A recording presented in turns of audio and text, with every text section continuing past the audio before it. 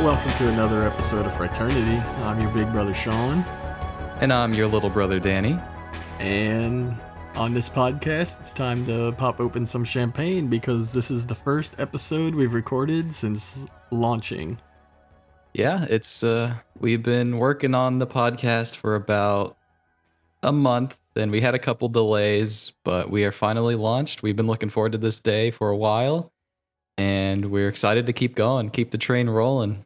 Definitely, and we definitely want to thank everyone who's taken time out of their day to check us out and listen so far, and we can only hope that you're going to stay with us along for this ride, and we just can't thank you enough for everyone who's checked us out. We really appreciate it. Yeah, definitely from the bottom of our hearts. If you're listening or listen to even one episode, we're really grateful. We don't expect anything out of this, but we just want to put out a good product for people to listen to. And we've been getting some good feedback too. So anyone that's listened and given us feedback, we really appreciate it. Yeah, we're going to keep going and keep working on making this a great show for you to listen to. Yeah, this is our small contribution to the horror community at large. We're really enjoying it. We're doing it for ourselves, and not to say we don't want an audience. Surely we do want an audience, but we'd be doing this if no one was listening. But we're glad to see people are listening, and we look forward to having even more people listen. And speaking of the horror community, now that we've launched, we've really been trying to gain listeners and have a presence online. So we got to do some shameless promotion here real quick. We do have a Twitter. You can reach us at Frighternity. I'm on the Twitter all the time. So if anyone wants to hit us up, talk a horror, give us feedback, questions, comments, anything, at Frighternity. We're right there. And if you want to send us an email, any questions, comments, anything at all, you can send us an email at frighternity@gmail.com. That's frighternity@gmail.com. And our @ on Twitter, again, is @frighternity. Send us anything, just like, share, whatever you want to do. Tell us hello.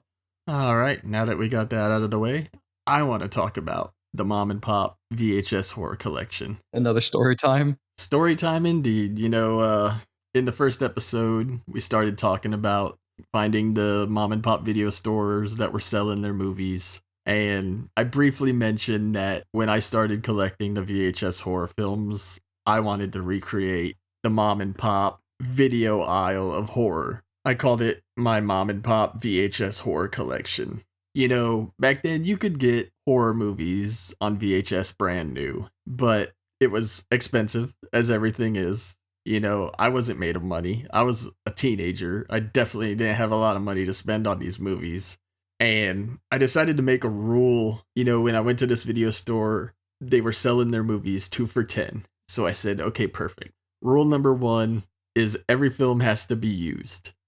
And rule number 2, you can't spend any more than $5 per film. So following those rules, I would go to dying mom and pop video stores. I would go to thrift stores. I would go to odds and end stores and sometimes miraculously find strange things, And I did build a collection of hundreds of horror films on VHS. And I don't have that anymore. And I missed it. And I'd say since about 2013 is when I entered the era of Blu-ray. I didn't really collect DVD per se. I did, but I'm more focused on what I thought during the DVD era was the end-all be-all horror films, like the ultimate edition of Dawn of the Dead or something. You thought this was going to be the last one you needed, right? Plus, I just had too many damn VHSs. I had so much to watch there that most of the time, if I wanted a DVD, I was just upgrading anyway. I already had the movie, so it was a double dip. But now that I don't have the VHSs anymore, I'd say it was around 2013 when Scream Factory really started releasing big time movies that I wanted that I had on VHS back in the day. That's when I started to recreate the mom and pop VHS horror collection on Blu-ray. And for every 100 movies I had on VHS now, it's funny because it seems like there's 100 more that I've never seen or heard of. So it's I'm still in this process of discovering awesome horror movies. And it's just a great time. I think I've eclipsed the mom and pop VHS horror collection. And today we're going to be covering a movie that just may feature the greatest bromance in horror film history. I call myself the little brother, but I feel kind of old. I'm 26 and I feel like, I don't feel young anymore compared to these children. Would you say there was an age, Sean, where you started to feel your age?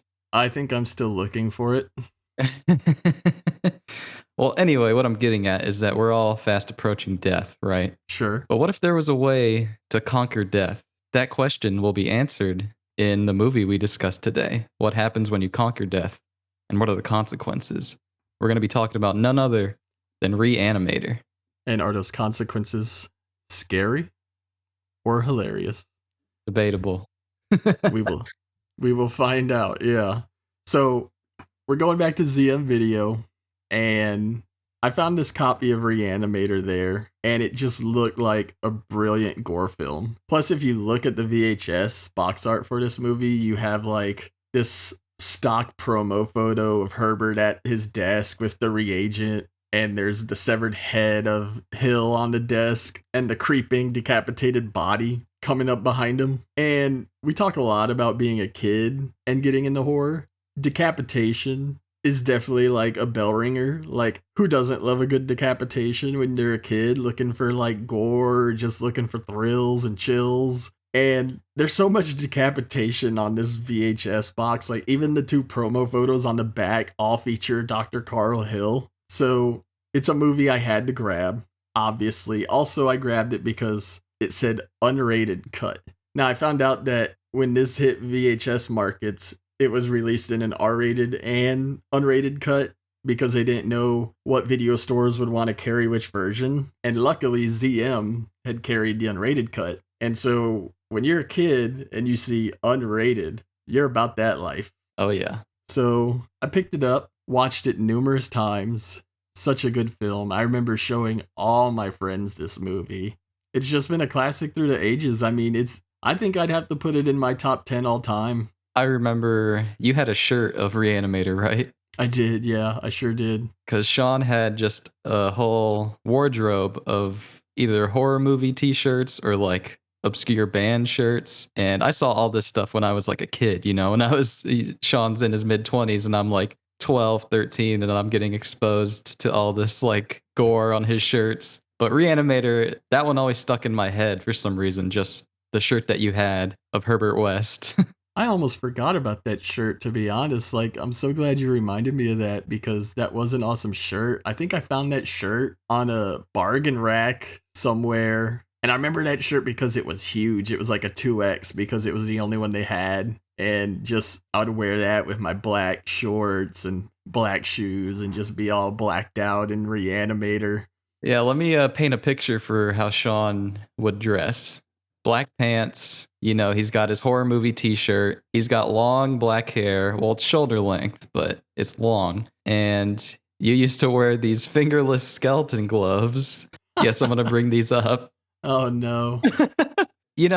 People give you shit. I gave you shit for these skeleton fingerless gloves. And you would wear them in the summer in the 90-degree heat. We're in southern Louisiana, but Kanye's out there wearing like sweaters in the heat, all in the name of fashion. So now I gotta tip my hat off to you because you were setting fashion trends, and you gotta appreciate it. But yeah, Sean, he's always dressed in all black, looking a little freaky, but iconic looks is all I have to say.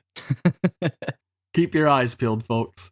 I also wanted to mention too, like, there was a time where I worked at the FYE in the mall back when those were still a thing, and I remember when I worked there, Anchor Bay released their special edition DVD of Re-Animator, and this was one of those DVDs I did buy because, first of all, I love Re-Animator, and second of all, it looked like this could be the end-all be-all. Film school in a box, as we say on this show. And it actually came in a box. Like, it had a DVD in this big box because the bonus on it was actually a highlighter pen that was like the reagent syringe. And it was one of the coolest bonuses you could get with a horror movie. So I just had to bring it up, because that reagent highlighter pen was awesome. I miss the days when DVDs would come with weird knickknacks. I think that's what we lost in the age of Blu-ray is like weird physical special bonus things that come with DVDs. Yeah, now you're looking at getting like a mini pop at best with something. Oh no. Arrow Video did release a fantastic special edition Blu-ray, and it has like the uncut version, which we're gonna discuss here. It also has an integral cut, which I didn't watch. I've seen it, but I haven't watched it in a really long time. So as to the differences and things in there, we're not gonna be discussing that on the show today. And it comes with a great booklet, a comic book of Re-Animator, and posters and all kinds of great stuff. So again, as good as the VHS was, as good as the DVD was, we're still in prime time of horror on home video today. Some people complain I call it home video, but I'm just nostalgic. What can I say? I know it's a disc and a Blu-ray. We're not watching videos anymore, but who cares? Home video just sounds nicer, I think. Right. It is what it is. So you want to hop into the movie and start us off? So this movie comes out the door swinging, I think, with a very quick intro. So we're at a hospital. Yeah, the University of Zurich Institute for Medicine. Right. And there's screaming and commotion. These doctors and nurses are making their way down the hallway to investigate what's going on. And we open the door, and there's Dr. Herbert West working on Hans Gruber, and Hans Gruber just screaming in agony. And we get our gore here with his eyes like exploding in his head. Yeah, his eyes just bursting and covering this distraught woman in gore. I love West's reaction to the eye pop being just slack jawed, like horrified at what he's watching, but what he's responsible for. Yeah, with everything that happens in this movie, he's kind of used to death. I think as the movie goes on, I think he gets more used to the gruesome things that he has to behold. Yeah, we get a quick mention. He's like, the dosage was too large, and this chick's like, you killed him. And Herbert delivers this deadpan, like, I gave him life. And looks into the camera. Did not. I gave him life. Yeah, just perfect. So many good one-liners in this film. So many quotes. We were both talking earlier about how quotable this movie can be. So quotable, yeah. And it just that line right there just sets us off on this hilarious 1985 Frankenstein-esque horror comedy masterpiece. And then we jump to the opening credits, which awesome theme song. Great theme song. You got this psychedelic intro with a bunch of weird colors and like medical imagery. Yeah. Totally mixes really well. Real cool stuff. And then we cut to Miskatonic Medical School and we meet Dan. And Dan is trying to save a dying patient. I love Dan. This woman is dying and they're doing everything they can to bring her back, and Dan is just trying to go the extra mile, and he won't give up. He's a doctor that won't give up on his patient, but another doctor has to step in and say, Dan, you gotta know when to let go. You gotta know when to accept defeat. And Dan just he's very optimistic. Yeah, she even mentions like how his optimism is touching, but a good doctor knows when to quit. And it just gives us enough insight into like Dan's psyche to show us why and how he could fall into the trappings of Herbert West's experimentation. But Dan is just so good. Like, he's the center, he's the heart and the moral center of the movie. And I just can't give him enough credit.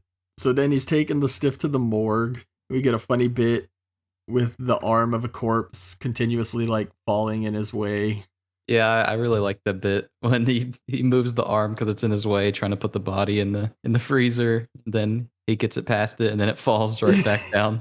Yeah, he's skeeved out. He's like, I don't even want to touch it. Just walk by it. I don't even want to breathe in here. Everyone's been in like, I don't want to breathe anything in here, you know? Yeah, there's a lot of stiffs in this locker. Like, it's pretty gross. And Dr. Hill is also down there working on what we will find out is a laser drill for lobotomies. And he seems to be operating on a caveman. Some weirdness with sticking a Q-tip into this guy's brain. Little good tidbits of gore. Cain is kind of watching on, and then he gets startled by Dean Halsey, who's showing Herbert around the campus. Yeah, we get a great scene with West and Hill. They immediately don't see eye to eye at all, and you know these guys are going to be enemies. Yeah, West immediately is criticizing Hill's brain death research, calling him a plagiarist, saying his work is outdated. Meanwhile, Halsey is like, he's our grant machine. And Herbert just can't help himself. He's got to bust Hill's balls. And Hill takes it in stride. You know, we don't know to what extent Hill is going to become an antagonist in this story yet, but the friction between Herbert and Hill is great. I love it. Oh yeah, it's definitely a really good setup for where the story ends up going. Yeah, I like this movie. Yeah, you kind of don't know where it can go, and you're not sure about Herbert. Is he a good guy? Is he like more deranged? Like, who is he? They do really well at like being very secretive about him. You're not too sure what his goals or how far he's willing to go, and how morally like corrupt he might be. It's weird to like define this movie. You could say it's like a mad scientist film. Almost all the main characters have a bit of mad scientist in them. They're all similar, but also different in a lot of ways. Like, I think like Dan and West are kind of like reflections of themselves in a lot of ways. So we cut to Dan putting a note up about sharing an apartment. Did you catch the address of the apartment? I did not. It's 666 Darkmoor. What I don't know who put that one on the note. And then Megan Halsey, his fiance, runs up and starts kissing on him. And we cut from them kissing. She's saying no, no, no. And then it immediately cuts to her screaming yes, yes, yes while they're banging at Dan's house. I think one of the smoothest sex transitions I've ever seen, I think. With a Talking Heads poster in the room. Yeah. Yeah, Barbara Crampton is great. She's beautiful. And we always talk about horror movies having to deliver in the TNA department, and she alone basically delivers the breasticle necessities in this movie quite admirably, I will say. They're they're good. And then Dan's cat jumps on him and ruins the mood. Megan has to go because her dad's a prude and she can't stay the night. I love just how playful her and Dan are here. You know, they're both genuinely likable people. Yeah, you definitely believe their relationship and like that they both care about each other, and how Megan doesn't want to get married to Dan yet. You know, she wants him to finish school. Totally like a realistic situation. Yeah. So they're playing around, they're goofing off, and they run into Herbert, who's just standing at the door, ready to inquire about the apartment. Yeah, so Herbert is checking out the place, and it seems pretty good until he gets to the basement, where he's immediately sold on the apartment. Yeah, he's satisfied once he sees the basement space for sure. And he's ready to throw money at Dan and get this arrangement going. Yeah, Megan doesn't want to. She's a bit creeped out by him. She's not sure about West, but, you know, Dan sees that money right in front of him and he takes it. Yeah, I like how quickly Dan, like, accepts the arrangement, even though, like, Megan is clearly, like, a little put off by it. But we now have the beginnings of what I said earlier is quite possibly the greatest bromance in horror history. So after that, it's time to go to Dr. Hill's brain class. So Dr. Hill is showing a class of students that includes Herbert and Dan how to remove the brain from a cadaver. Some awesome special effects here. I can handle any gore you throw at me, but for some reason when it's like medical surgery, like it just irks me really bad. I don't know, just like it's just like peeling a large orange. Just the cutting of the skin and the like noises that the bones make, like, oh, like it gets me. Like it makes my skin crawl a little bit. Removing the skull cap. Yeah. I don't know what it is. Like, do you feel that way, or are you just like, no, it's just any other gore? I definitely can see your point. The fact that it's in a medical setting makes it even more real.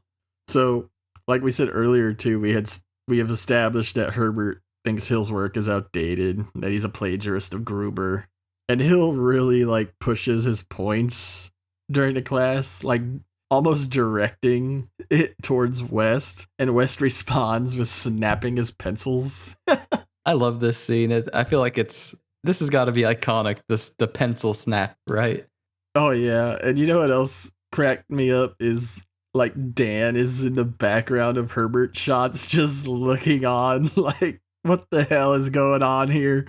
Right. Yeah, I love the back and forth between Hill and West. It's It's so good. And just Hill is just pissed off, and he ends his class right there. Yeah, he tells West, Mr. West, I suggest you get yourself a pen. And I also liked, after Herbert jumps on him, like, you should have stole more of Gruber's ideas, and then you would have had your own ideas. And Hill cuts him off and gives this great line delivery of, it's going to be a pleasure to fail you. So just even more tension building between West and Hill. Just what a great relationship they have, right? Oh yeah, it's slowly rising, and this movie's paced really well, where you're never bored. Putting all the pieces in motion for really the movie later on when it really gets going, as I think you know what I'm talking about. Yeah, I think anyone listening that's seen it knows what we're talking about, and anyone who hasn't is going to. And then we get a scene with Hill is at Dean Halsey's house, and they're celebrating a grant, and Megan's there, and Dan quickly comes to pick up Megan for, I'm going to use air quotes, but he gets her for a study date. We know already what Dan and Megan's study date is. And then Dr. Hill gets super creepy in delivering this pervy toast to Megan. What did you think about them setting all this up? It kind of flew over my head the first time, because when I was watching the second time, I was like, man, Hill's just like staring at her like so obviously, but I didn't even notice it. But yeah, then when he delivers his creepy toast to Megan, it's just like, I don't know what that meant, but it can't be good. Yeah.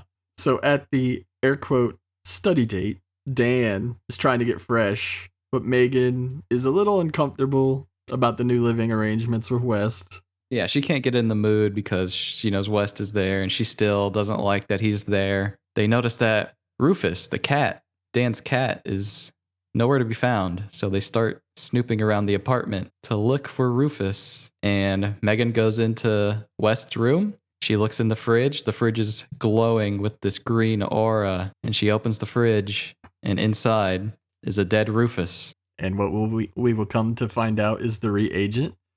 Yeah, I love West comes back right as Megan discovers the dead cat. And he's like, what are you doing in my room? And Dan runs in. And, Dan is such a good guy. He's so sensible. And he's like trying to juggle the needs of everyone. Like, West is like, I thought I was renting a private room. Dan, he's like, what the hell are you doing in here, Megan? She's like, your fucking cat is dead right there, Dan.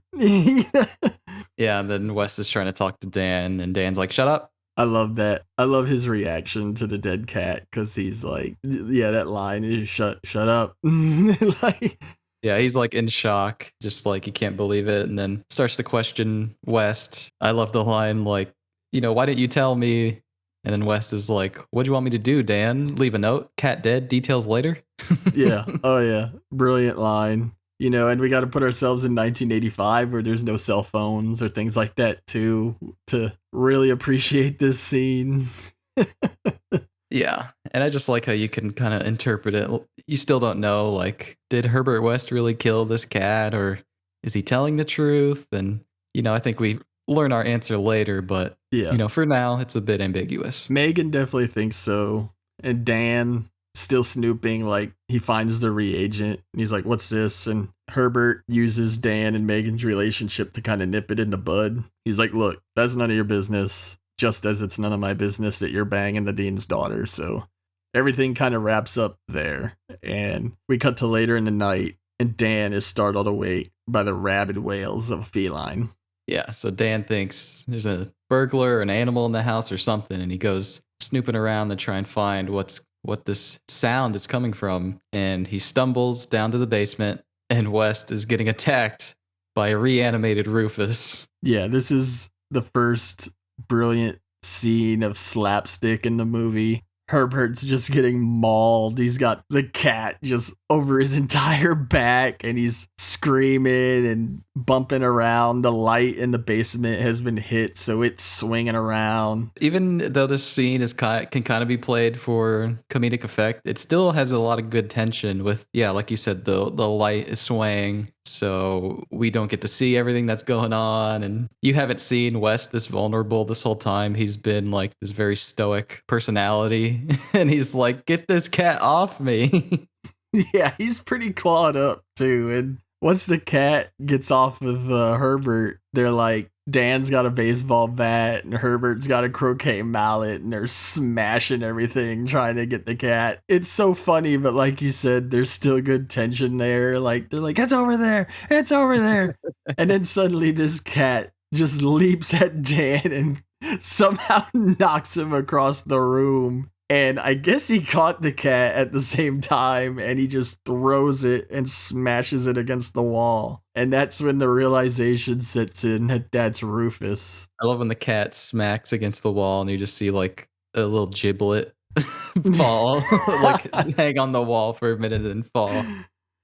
Yeah, and Dan is like, what the hell? And Herbert's like, look out! And just gives him like this jump scare. And then he just like collapses in his own hysterics. And it's our first real like crazy scene since the eye explosion. And it's just so well done. Like, what a ride we're on in this movie. And so Herbert and Dan have settled down, and Herbert's going to discuss the reanimation agent with Dan because he wants Dan's help. You know, he's telling him, I've got this reagent, and he's showing Dan the notes, and he starts talking about conquering brain death. And as we know how passionate Dan is about defeating death. So as much as he doesn't want to hear it, he's interested. But the more he looks at Herbert's notes, he's like, okay, you've done a lot of this on animals, and you seem to be having issues. And he even asks him, like, you haven't done this on people, have you? And Herbert has this, like, like, right, yeah, he's trying to hide some things. Dan is still real skeptical about the whole situation, but West has to cajole Dan. So he's like, look, the cat's dead again. We're going to reanimate it. Right, yes, that's the only way Dan is going to believe him if he reanimates Rufus that just was reanimated a first time. They're going to have to reanimate it a second time. Now, I'm allergic to cats. I've never had a cat. I know you love cats, so was any of this hard for you? I mean, I don't want to see a poor cat, you know, with its half of its body hanging from a thread. Don't expect it to tango, Danny. It has a broken back. I was just appreciating the great special effects on the cat. You know, I think it's pretty believable. So they reanimate Rufus, and of course, Megan walks in. Yeah, Megan just, she must have a key. She's just always coming in at the worst time. Yeah, you know, and I will say, like, all great horror masters the art of escalation in scenarios. And something as simple as Megan walking in, even though I didn't think it made a whole lot of sense here, it just, there's a continuous escalation of scenarios in this movie. Like, Dan, like, takes Megan upstairs, and you just see it on Herbert's face, like, here's trouble, you know? Right. Yeah. Like I said, this movie's paced really well. I feel like every scene we're getting another layer to the story where it's like, oh no, like this is just getting worse for everybody. Now, we've mentioned how Dan is the moral heart and center of this film. And unfortunately, he's such a good guy, he makes a really foolish decision, and he goes to the dean and spills the beans on what he's just experienced with Herbert. And I think Dan genuinely thought like it would be a good idea to tell. Like we keep saying, he is the moral like center of the story, and he really like wants to do anything to save people from death. And he really thinks like this could change humanity. Like this is good for humanity. You know, Halsey isn't buying it. He sees West as just a lunatic. And once he mentions that Megan was involved, Halsey just loses it. He says all the wrong things. West is expelled. Dean Halsey rescinds Dan's student loan, which basically means he can't continue school. So he basically has no option at this point but to help Herbert with the experiment, right? Yeah, Dan's out of options. Like he has to do something. He has to help Herbert. So now we get to one of the centerpieces of the film, which is the experiment. Dan is sneaking Herbert into the morgue. And I love this line where the security guard's like, you got my lunch under there? And he says, yeah, one meatball ran over by a semi. Not only is it a great line, but it's a good setup for a joke that's coming in a minute. Yeah, I like Herbert is just disturbed. He's like, meatball, really? But then, yeah, like you said, later in the morgue, he's like, they're looking for the body to reanimate. And he's like, here's your meatball. Here's your meatball. I also liked when Dan expressed worry about getting caught. Herbert's like, what will they do? Embalm us? I gotta say, before we get into the meat locker, I personally was disturbed by the fact that West is wearing a toe tag inside his socks and shoes. Did you notice that? I did not catch this, no. Yeah, like when they wheeled him in, he had no shoes on because he was supposed to be the corpse, and he's wearing a toe tag, which is a huge chunk of plastic. Mm-hmm. And when he puts his shoes and socks back on, he just tucks it in there. He doesn't take the toe tag off. No, and I'm like, that would be so uncomfortable and distracting, especially when you're doing an experiment of this magnitude, right? Well, West is a scientist all about, time is of the essence. So he doesn't have time for being comfortable. It's all about the experiment at hand. So he just shoved that toe tag into his sock and his shoe and he's walking on it. It really, that probably disturbed me more than any of the gore in the movie.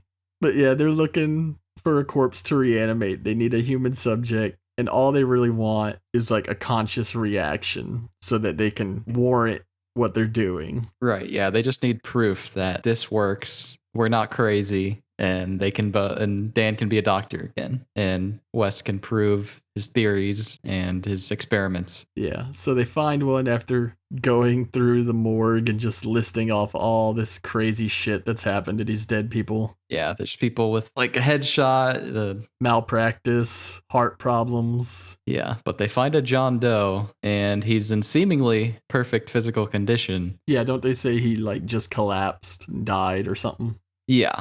And West is like, it's almost perfect, but there might be heart problems. And Dan's like, all right, let's find another one. Let's get out of here. And he's like, no, we have to operate now. They inject this John Doe with the reagent. And meanwhile, upstairs, Dean Halsey and Megan show up. And Halsey finds out that Dan is indeed in the hospital in the morgue. And he's basically telling the people, I told you to suspend him. Whoever was supposed to be keeping an eye on that wasn't able to. And the bottom line there is it's only a matter of time before that situation is going to come to a head. So Herbert and Dan are still in the morgue waiting on the corpse to reanimate. And I loved how like Dan is rushing. He's like, we failed. And Herbert smacks the corpse like, he failed, not me. Then suddenly they didn't fail. And this cadaver springs to life. And of course they've reanimated just a huge physical hulk of a man that neither of them are going to be able to control. Yeah, but Herbert yells stop, and the John Doe monster stops for a second, and he's like, it listened to me. Like he's so caught up in like learning about what's going on and gathering information, even in this life and death situation.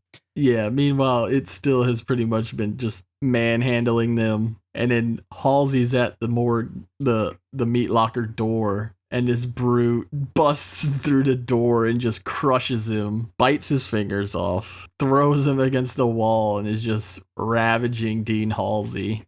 Yeah, so it looks like Halsey is at the end here, but Herbert is trying to be a hero, and he grabs the bone saw, and he puts it through the monster's chest and kills it. But unfortunately, Dean Halsey is already dead.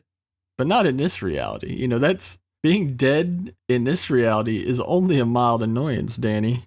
Very true. Great special effects when they shove the bone saw through the... I hate to call them zombies, you know, I guess.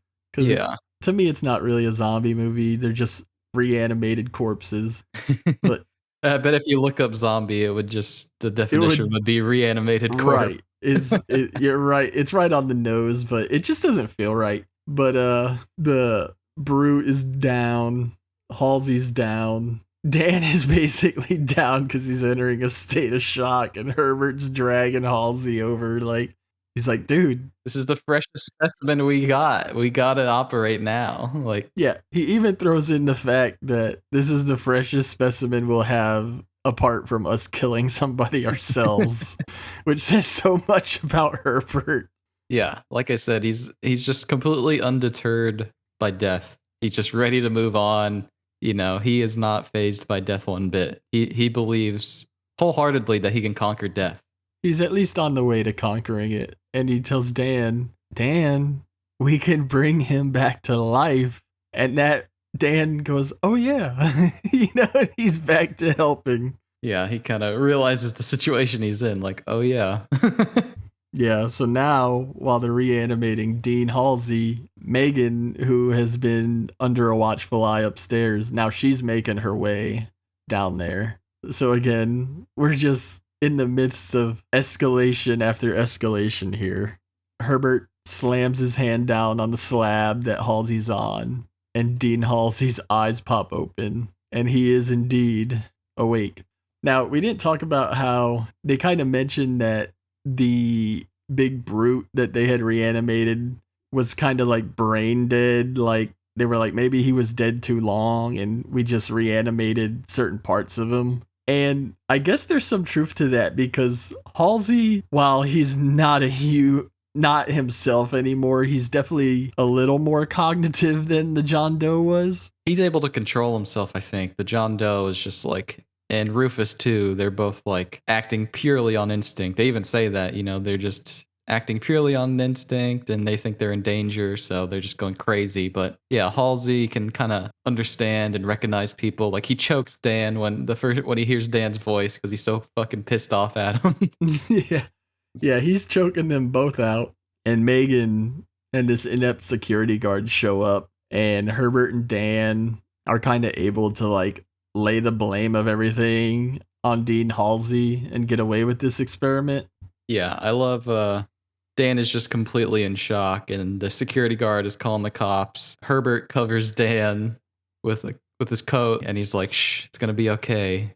Kind of reassuring Dan, like, it's just shock. We're gonna be fine. Which I think just all but confirms, like, Herbert has murdered. It's just in his blood, and he's not shocked by it anymore. He's just undeterred. Yeah, he's clearly been on a longer path with this reagent. He's definitely seen more shit than Dan has. Like, I mean, even the opening scene with Gruber, clearly. And yeah, Dan is in total shock, and Herbert's like, dude, we're good here. And then we have a scene with Megan and Dr. Hill, and Dr. Hill has Dean Halsey in this padded cell in his office, and he's discussing the situation with Megan. He needs her to sign a release so he can do exploratory surgery. But the bottom line with this scene, it's a brief scene, is it's only a matter of time before Hill's gonna put all this together.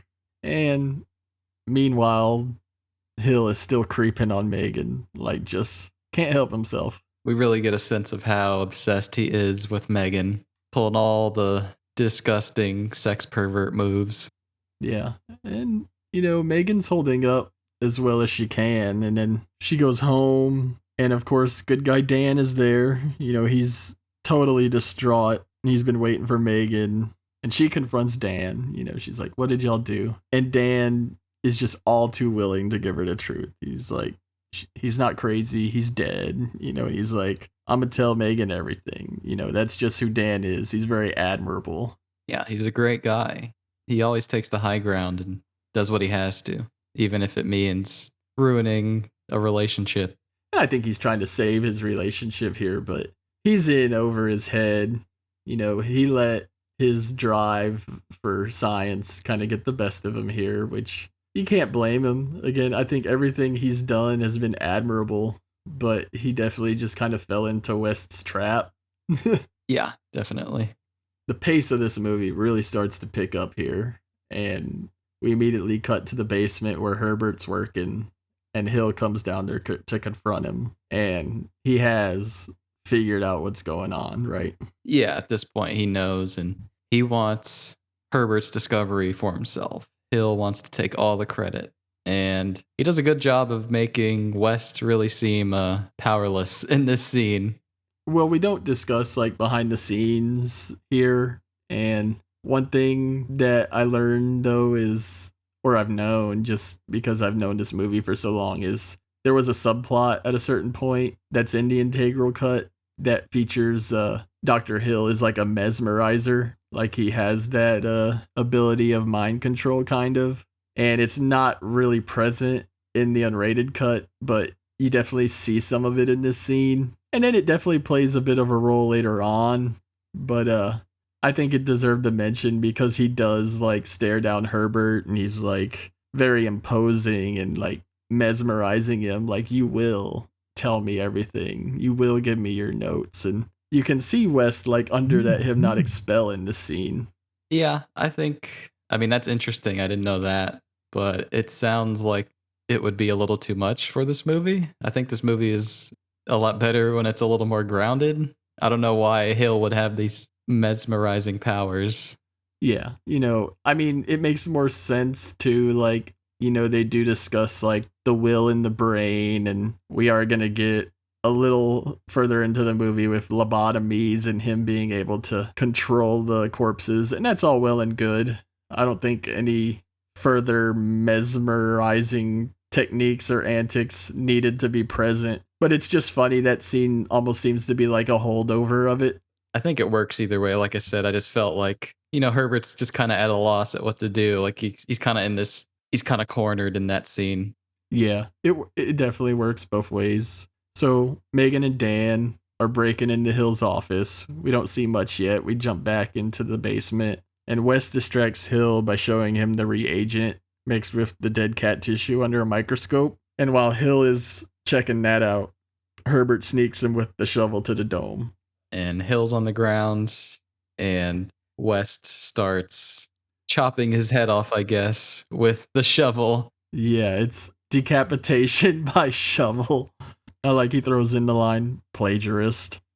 Hill is dead. And of course, the mad scientist in Herbert just can't help himself. And he's like, I've never reanimated individual parts. Let's go ahead and reanimate Dr. Hill's severed head and headless corpse.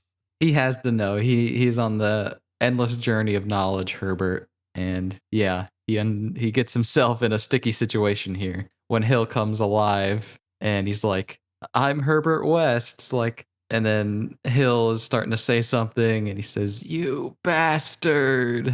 And then, unbeknownst to Herbert, Hill's body is right behind him and he slams his head into the desk and Herbert gets knocked out. Yeah, great scene.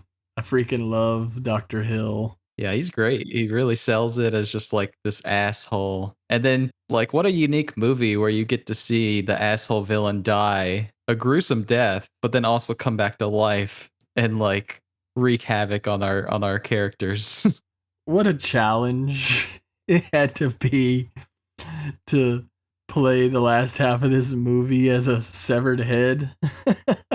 Oh yeah, they get really creative with the shots, and I love all the shots later on in the finale with Hill. But yeah, it's really good. This is when the movie really gets going, is with Hill becoming the ultimate villain here. Oh yeah, he's a comic book villain for sure. So we do get a brief clip back at Hill's office where Dan finds like this creepy obsessive file that Hill has on Megan, and then both Megan and Dan discover that Dean Halsey has been lobotomized. They get the hell out of there, and then West wakes up in the basement and he discovers that all his notes, all his work is gone, and he's freaking out. Dan shows up and Herbert blurts out that he had to kill Dr. Hill. I like when Dan is like, he's dead? And Herbert delivers this not exactly line.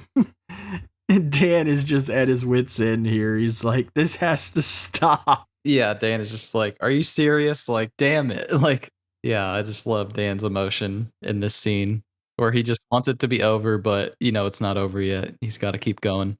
Herbert calms Dan down by basically telling him like he wanted you dead, and realistically too, like let's be honest, like there's no turning back for Dan at this point. He's in a world of shit and there's really no clean way of getting out. And then Dan like tells Herbert about the file about Megan. He's like putting that together. He's like, well, if Hill's reanimated and out there, and we should mention, Hill, even though he's just a head, he is way more cognitive than any other reanimated corpse. Like he's basically still himself. Dan tells Herbert, I think Hill has like this psychotic need for Megan, so we better go get Megan. And Herbert just thinks this is too funny. Yeah, he just starts laughing once he hears this truth. Then we go back to Hill's office, and somehow Dr. Hill's headless corpse has managed to get them there. And I love the bit where the headless corpse gets the blood to put the blood in the little bin that the head is in. Like, I guess he needs some blood. Yeah, I guess I guess he needs blood for his brain to work, and I'm not sure how he's talking without lungs, but Yeah. but yeah, I love this scene when Hill's back in his office, and there's some great slapstick with the body, and he's trying to lead the body to the fridge to get the blood, and then he goes over to see Halsey in the room, in the containment room, and you get a good shot of you see Halsey looking out, and there's the reflection of Hill's face in the mirror. Yeah, that's a great shot. Yeah, it's pretty apparent he has like that telepathic link due to the lobotomy. He basically tells him like it's time to get you out of here. And then Dr. Hill goes to the morgue and sets up shop. And we don't really get an explanation of why he's gone to the morgue. We're kind of left to assume that he's going to operate on the cadavers. I mean, we know what he's done to Halsey. We can see he's got some kind of telepathic control over him. And we know he's got the reagent. So he's in the morgue, and we're kind of left to put two and two together while Dan goes to get Megan. Yeah, I think he knows that West is going to come after him and probably bring Dan. And so it's probably more convenient to just everyone leads themselves to Hill in this finale. He's kind of at the grace of I mean, he's headless. He's carrying around his own head. He doesn't have the grace of being one person now. Yeah. So Dan goes to Megan, and this relationship is really on the rocks now. Like, there's just too much drama. And just as they're about to kind of get tender with each other again, Dean Halsey busts in, all spittily with blood and nasty, and he attacks Dan and smashes him against the wall. And I thought Dan took a good shot because there was like a good little pop of gore on the wall. Oh yeah, definitely hurt Dan. Knocked him out. Yeah, Dan's out, and Dean Halsey kidnaps his own daughter. And we go back to the morgue, and Dr. Hill is indeed doing the laser drill lobotomies on the cadavers. And then they're interrupted by a knock at the door that ends up being Dean Halsey bringing Megan, and he lays her on the slab where the head of Hill is and strips her down. Barbara Crampton goes full frontal. What a trooper. I can't imagine having to lay on this slab in this set fully naked. Yeah, we see boobs or we see bush. Like I said, what a trooper. And then we cut back to the Halsey house real quick, and Dan is awakened by Herbert. And so clearly they're going to make their way to the morgue. And we are very quickly approaching our grand finale here. In the morgue, Hill is in the process of molesting Megan. Let's not sugarcoat it here. This is full-blown molesting time. Hill is holding his own head while the head is licking up and down Megan's body and kissing her, and she's just completely disgusted, and there's blood like left on her skin. It's great. He's confessing his love while tonguing her up and down, and a head is about to give some head, right? He's about to service her with a bit of cunnilingus. And thankfully, Herbert interrupts this scenario, and he's looking to throw some jokes. I like he tells Hill how disappointed he is in him. You know, he could conquer death, but he's over here messing with a floozy. He gives this great line, who's gonna believe a talking head? Get a job at a sideshow. Yeah, he's just berating him like you're a second-rate scientist. Like, I thought better of you. Yeah, they've never seen eye to eye, and even now, like, it's not time for Herbert to lay off the ball busting on Hill. I guess he's still got balls, but his balls are over there, his head's over there. Hill's a mess. It's all coming to a head real quick, and Hill springs his trap. He has reanimated and lobotomized every cadaver in the morgue. They're all basically under his control. And Dan's trying to rescue Megan, and Herbert's right there, and these corpses all just attack him. And let's talk about these special effects, man, because all these cadavers are freaking awesome. Yeah, they picked people of all different shapes and sizes too. Like, it's not like beautiful looking people. You've got people with like guts hanging out. Yeah, just crazy stuff. Like you got burned victims, you've got the meatball, you got the dude with the shotgun blast to the face. And I didn't even mention it earlier, but the makeup on the John Doe was really good as well. Like his veins popping out of his head. Yeah, it's a good combination of like realistic and then like just extraordinary. Yeah, it's just believable enough, I think. Right. They all look like cadavers and everyone is naked too. They're really putting it out there. And of course, you have like Hill's headless body holding the head as the fighting is going on. I love when West is trying to sneak up on him and Hill holds up his head and turns it around. Yeah, I see you. Yeah. And I like Hill gets the upper hand on West and he's gonna lobotomize him with the laser drill. And Dan has Megan, but they're kind of trapped. And I like when Dan says to Hill, he's like, they'll kill her. And Hill says, I'll give her life. And it's like, oh yeah, y'all kind of screwed yourselves. You know? Yeah, they kind of have no trump card to get out of this situation until Megan, starts to try to talk to her dad or whatever's left of her dad. And it breaks through to Halsey and he remembers his daughter and he starts fighting for them and starts trashing the rest of these cadavers. Yeah, I thought that was really cool. He does some like he goes after the head of Hill and he's like headbutting it and then he's crushing it. And as he works over Hill, it like has an effect on all the other cadavers. Yeah. It's like they're out of control. When Dean Halsey starts crushing the head of Hill, Herbert's like, I have a theory. And he decides to do a lethal dosage of the reagent into Hill's body. And so now everything is going crazy. All the reanimated corpses are freaking out. It's like a metal concert in this morgue, and they're just like tearing this fucking place apart, right? Yeah, it's just everything is just falling apart. And I like the overdose seems to like reanimate all the organs of Hill. Yeah, like his intestines pop out of his chest. They don't pop out, they explode. They explode out. And Yeah. Herbert starts getting choked by Hill's intestines. Like it's basically its own living snake now. Yeah, and all the cadavers are like I said, it's a metal concert in here. They're tearing this fucking place apart. There's fucking chemicals spilling and shit looks on fire and Herbert gets wrapped up in the intestines and he basically is in the midst of a chemical explosion and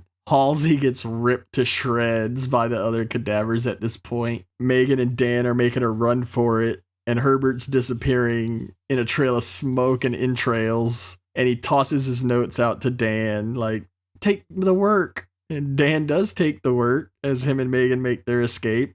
So in the franchise of RE-ANIMATOR, this scenario will become to known as the Miskatonic Massacre. And Dan and Megan are running through the halls. Dan gets attacked and fights off one of the cadavers. And they're about to get in the elevator. And this awesome burn victim cadaver attacks her and starts choking her out. And Dan just cannot break his grip, right? Yeah, Dan is not strong enough to put up with this cadaver. So he makes a run down the hall and he grabs the emergency axe. He breaks the glass, grabs the axe, moves over to Megan, chops this cadaver's arms off. And it still doesn't let her go. Yeah, it's still holding on to her even after it loses its arms. And Dan was just a little too late. And it seems like Megan is lost. So we rush down to the main unit and they start working on Megan. They start trying to bring Megan back in a reflection of the opening with Dan working on that one patient that he couldn't save. Yeah, it's a mirror of that sequence and unfortunately she's gone. And everyone just kind of leaves Dan alone with Megan's corpse and Dan starts to embrace that little bit of mad scientist in himself. He reaches in for the reagent, leans over, professes his love to Megan, and sticks the syringe into her. And we fade to black just as the liquid injects, and we get a nice scream from Megan, seemingly brought back to life, and our credits roll. That's RE-ANIMATOR. What a film. So, I'm just going to take a wild guess here and say you like this movie? This film is really well put together. It's paced really well. It's got great characters. And I really love how it's a very self contained story. Really, we only have 5 main characters, Only a few scenes too. Only a few things really only a happen. few sets, only a few scenes. It's all very contained. And it's just kind of the destruction of the 5 lives of these people, 3 or 4, however you want to look at it, end up dead. Dan may or may not have lost his mind with all that he's been through. So yeah, it's a really great movie. It's just yeah, like I said, really well made, and I really enjoy it. It's got great special effects. I just want to say too, it's one of those movies that shows the brilliance of the horror genre because the horror genre encompasses all other genres. So you can say this is a comedy, but this is a horror comedy. And say what you will about horror comedies, but this one works. I know not all of them do. I can't say enough about how great this movie is. So all we've really got left to do is get to our favorite kill and favorite scene and wrap it up. So, did you have a favorite kill in the movie, Danny? I did have a favorite kill, and I've got to go with when Herbert kills Hill, as I feel a lot of people would probably put that as their favorite. Yeah, that's actually my favorite also. Decapitation by shovel. I mean, you can't get more unique than that. And I love too that they don't like a lot of kills like this, they wouldn't show you. They just show you that shot of Herbert getting that last kind of like push in to like detach his head, and you can see Hill suffering and like blood is just gushing out everywhere. And it's like Hill is still a little bit conscious for it. And it's just like, oh man, like that's gruesome. Yeah, that's my favorite also. And like, even when he first plunges the shovel into the neck, there's this great shot of Herbert just getting arterial blood spray all over his clothes. And plus, the movie really doesn't have like a lot of kills. We have adverse reactions to the reagent, or Herbert and Dan dealing with reanimated corpses. So I think Herbert killing Hill is easily a highlight for probably a lot of folks. And yeah, getting your head cut off with a shovel is just brutal and nasty. And as I've said, decapitation is always 2 thumbs up from me. For sure, for sure. So do you have a favorite scene, Sean? Yeah, my favorite scene, I think you got to go with the first experiment with the brute cadaver. I mean, Yeah, that's my favorite too. I had a good feeling that we'd probably be on the same page with this because look, the grand finale is excellent in this movie, but the first experiment is the centerpiece. Like if this scene doesn't hold together, it could bring everything down.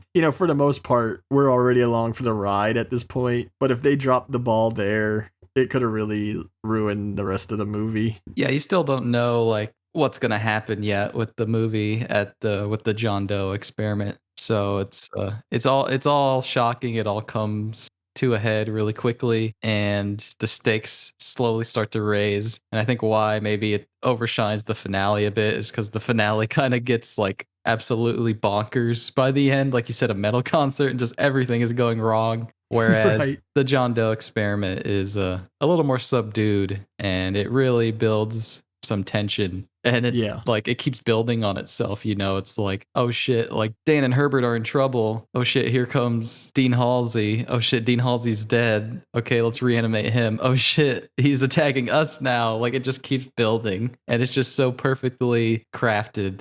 It's just a great scene. Yeah.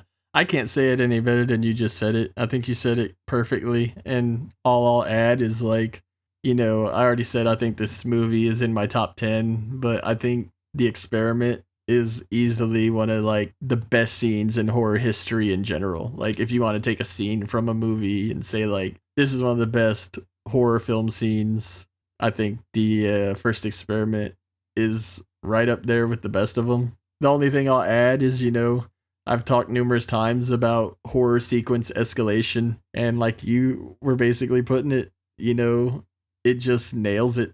It just naturally escalates the stakes, I think. Yeah, this movie is just like really well put together. Like I can't say it enough. Like it's just there's no fat, there's no unnecessary scenes, no unnecessary characters or plot elements. I'm glad they cut the the hill as a mesmerizer stuff, even though it kind of comes back into play a little bit later. But I feel like I can brush that under the rug and it would still make sense. I guess you could say it's a well reagented machine. So that's Reanimator. We hope you enjoyed the podcast and we hope you enjoyed the film along with us. And if you have anything you want to say about the movie, again, hit us up on Twitter at Frighternity, or you can email us at, what's our email, Danny? Frighternity@gmail.com. Well, I guess we'll wrap it up. Good episode, Danny. Until next time, we'll see you around. All right. Thank you, everybody.